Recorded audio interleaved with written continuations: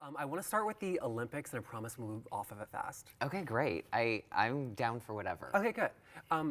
Because I want to know, you were in Pyeongchang in the Winter Olympics. Was there one specific moment when you realized that America was starting to fall in love and maybe even obsess over you? I think, it's so funny. I was talking with my boyfriend the other day, and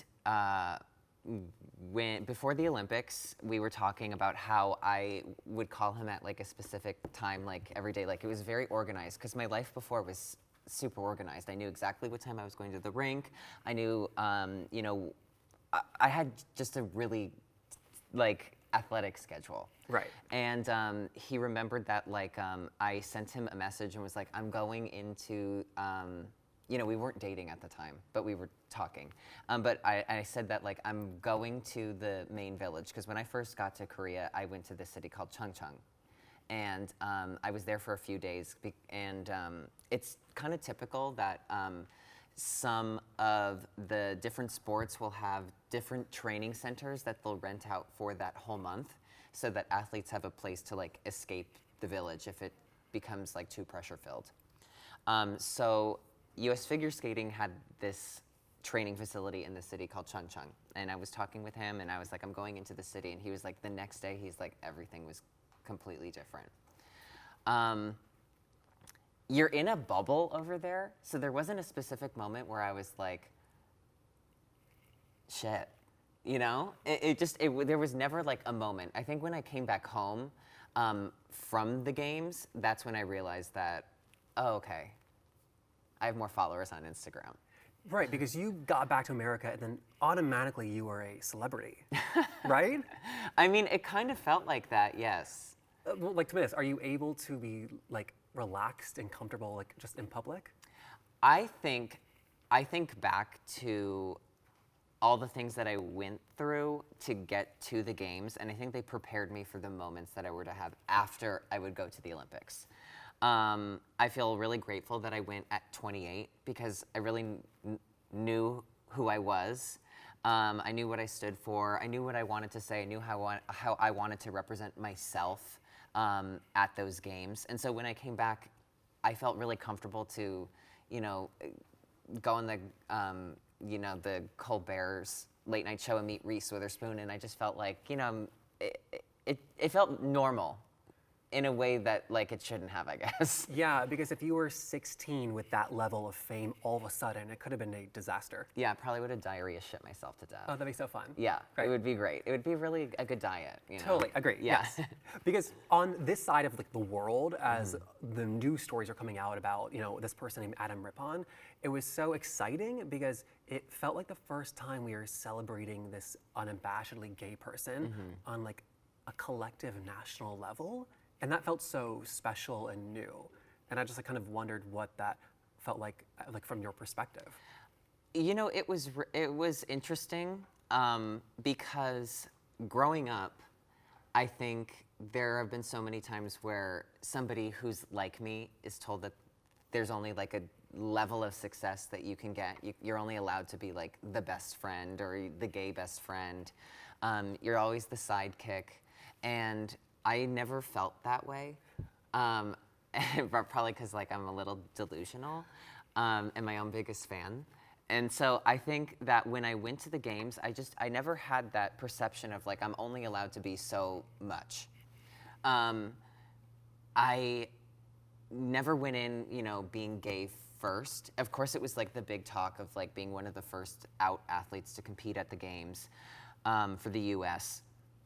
But I went into every situation knowing that I was going to get along with whomever the interview was with or whomever I was going to be meeting that day. And that was my priority first. And being gay was just always a fun, trivial fact about me. Yeah.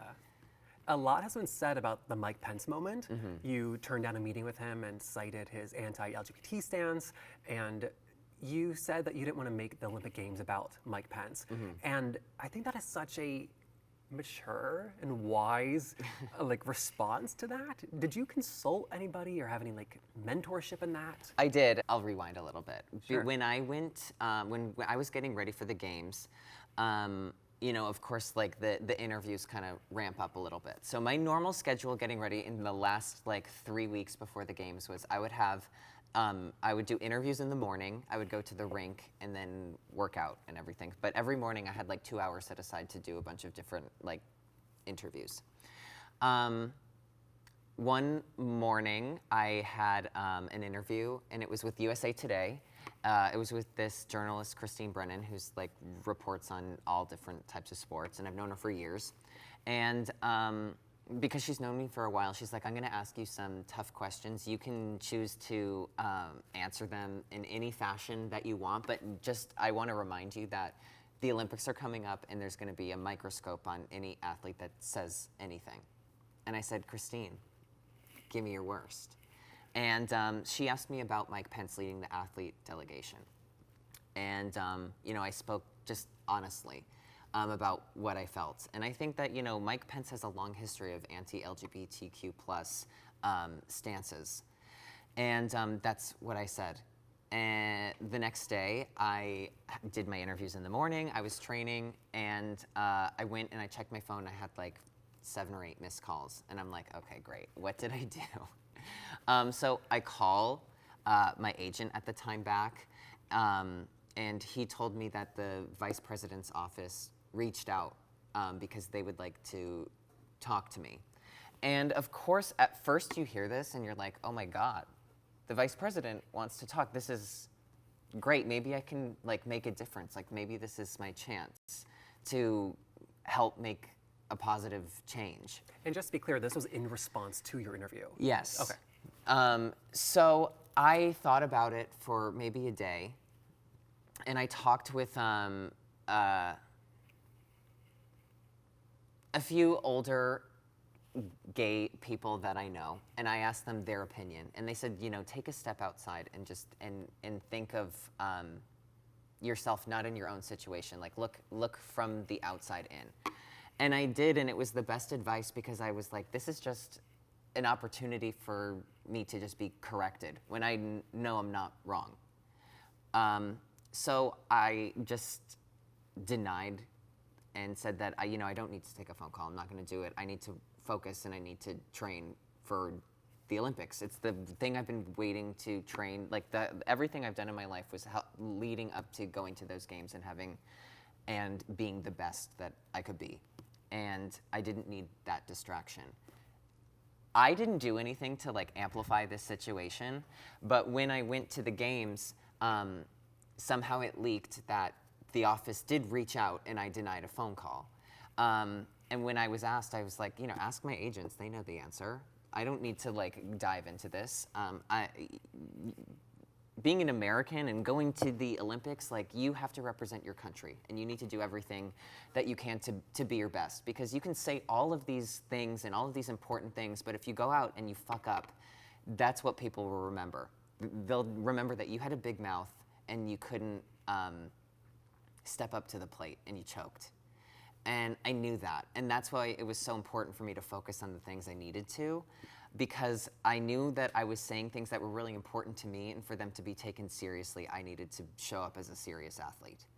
And so this kind of just snowballed from them denying that it ever happened to going back and saying that it did happen. And the media coverage really picked up on that. And then before we were getting ready to go to the opening ceremonies, it's like you have the vice president tweeting at you that he supports you and that he supports all the athletes.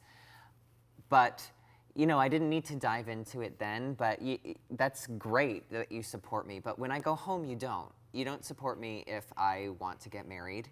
And that phone call that you want to have was never for me. It's for the people in Indiana whose lives you really challenged. It's for the black trans woman that isn't allowed to use the bathroom that she just wants to go to. That conversation wasn't for me. My life wasn't affected by legislation that Mike Pence pushed.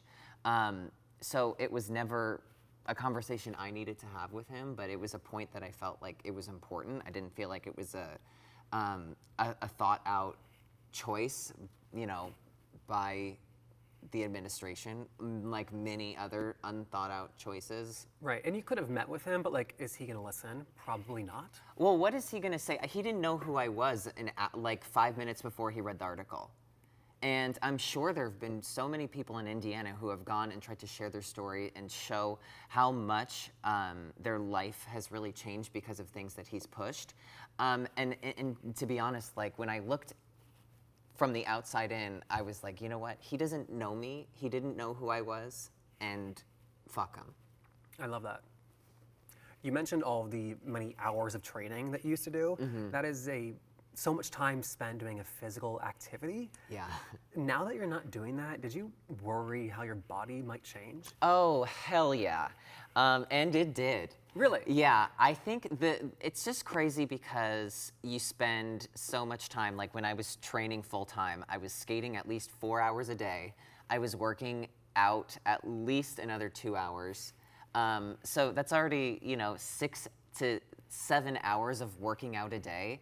And then all of a sudden you go from that to like making fart jokes on like nighttime television. So the cardio output of fart jokes is way less than 7 hours of working out.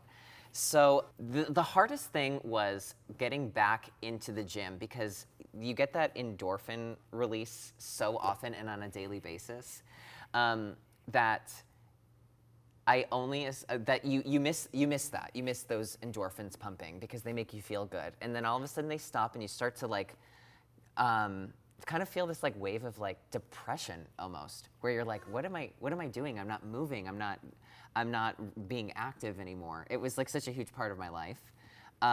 Then you go to the gym and you're like, I don't even know how to work out because I don't know how to do anything except like train to go to the Olympics when like I can't do that anymore. And you've been told what to do in the gym for all these years. Yes, and like when you go to the gym, like as a normal person, you want to like, look nice and you want to be like, cool, I look good. And when you're an athlete, like that's not, you look good by default, but it's not what you go there for. You have specific things that you get ready for. And it's like, I don't need to do those like, all those little drills that I did anymore. And I didn't even know what to do. So I was like, I can't even go. So it took me a while to even like mentally get ready to go back into the gym. But I would assume for an athlete that a lot of your goals were performance goals only for your body. Yeah. But it seems like it was also equally about the visuals, right? Well, I think so many people, I think, in the skating world are focused on those visuals because you want to aesthetically look as good as you can. For me specifically, I had to really watch what I ate because I needed to make sure I was really slight. Not because I was like, I want to look as thin as possible, which was great, but really because, I'm closer to 30, going to the Olympics, and, the people that I'm competing against are in their late teens, early 20s. Sometimes they're shorter than me, and they're much lighter than I was. So I needed to do everything I could to like physically, tailor the. I would always think of myself as like a robot. Like, what do I need to do to like make this robot work better? And it was like I needed to just really watch what I ate. I needed to work out all the time, and yeah, that's what I like. That's where my focus was. My focus was on how do I make myself perform the best. At one point you said, this was a few years ago, that you were eating like 3 slices of bread and drinking a lot of coffee. I mean, do you call that an eating disorder? I would say it was disordered eating. Okay. I wouldn't say it was really an eating disorder. I think when people think of eating disorders, they go right towards like body dysphoria. And I never looked in the mirror and was like, I don't like what I see.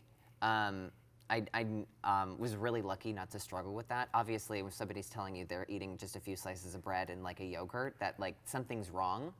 But that came from a place of me trying to control a situation, which I guess is I'm describing an eating disorder. Well, I mean, I don't want to label it that if you don't. I think that when I think of eating disorder, I think of somebody who looks in the mirror and they don't like what they see, so they try to change that. And I think I took it from a place of control where, like, when you're an athlete, If you feel kind of tired, if you feel a little slow, it's over. Like, you're not going to perform your best, and there's nothing you can do. If you wake up that morning of like the competition, you're like, I just don't feel great. Like, you have to push through that, and it's a lot. And in those circumstances where you feel like I can't control anything, it felt like something I could control. When I was eating like that, I ended up breaking my foot. And I think it had a lot to do with like not really eating properly. I didn't even do it on the ice. I did it like warming up to go practice. But when I broke my foot, it was 1 year until the opening ceremonies of the games. And I moved out to Colorado Springs because there's an Olympic training center out there. And I said, I'm going to do everything I can when I'm here. So I would go to the gym and do all these like band exercises on one leg or whatever. I was just doing whatever I could. But I also sought out to work with the nutritionist. And I was just like straight up with them. I was like, I don't want to get bigger. I don't have like problems with like body image. I'm just like, these are the people I'm competing against. They're weighing in like 20 pounds, 30 pounds, sometimes lighter than I am. This is the goals. These are the goals that I have for my body because I think this is how I'm going to perform better. And then we worked backwards of like integrating foods in. And then when I had the knowledge, I was able to control it in like a sensible way. Thank God you were honest with this person too. I was like, I have nothing to lose because I was like, I think my friends who I was close with and who I was training with were like, Adam, that's not good. You can't like be like, we're going to dinner and you're like, yeah, I'm just gonna get like steamed vegetables and a water, and like when you haven't eaten like lunch. But it's scary because that sense of like hunger is like something I still associate with like good. And like you're doing the right thing. So it was like really pushing through that of like trying to fuel myself for the right reasons. Have those feelings kind of come back now that you're doing more on camera work? They've come and gone because there's also this sense of like liberation where it's like, oh, I can eat a cheeseburger every now and then and like it won't affect my work. Before it was like, if you go out and you're like have McDonald's, it's like you're gonna suffer because you're gonna feel like shit. You're gonna like gain some weight, and it affects like what you do for a living. But now doing things like more in the entertainment world, if you gain a few pounds, it's not do or die. You can still be funny. You can still be like quick-witted. So you don't lose your wit when you like gain weight. Gotcha. That's good. It is. That's great because I gained weight. But I think the one thing is that like I really learned that I like being active. I just had to really relearn how I was active. Yeah, that's a big difference and change in your habits. Oh, yeah, it's crazy. How often do you ice skate now? I probably skate a few times a month, which is totally different than from what I was doing before. But now when I go into the rink, it's because I really want to be there and I have to set the time aside. So I have to like really, schedule it and go in, and it's because I want to be there. It's because I want to enjoy being on the ice because it's something I've done for my whole entire life. It's something I'll never not do. I don't think it's something I'll ever stop doing. I feel really lucky to be doing other things, but like it's sort of like my therapy, like my meditation. Yeah. You once said that there is a taboo in the figure skating world about being gay. Mm-hmm. From the outside, it seems like the gayest sport of all time, right? Frankly. Yeah. I just wonder if you can explain that dichotomy. I think growing up, if you're a boy and you figure skate, you're teased. Like, oh, you're gay. I was, called gay before I even knew what it really meant. And everybody in figure skating is not gay. Of course there are gay people in figure skating. There's gay people in all sports, whether they're out or not.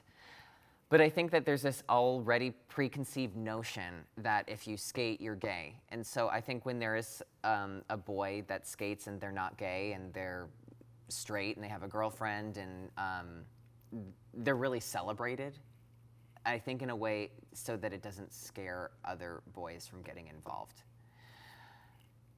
I don't think that I was ever, I think before I came out publicly, there was definitely a worry of mine that I might be judged differently, that I might be that stereotype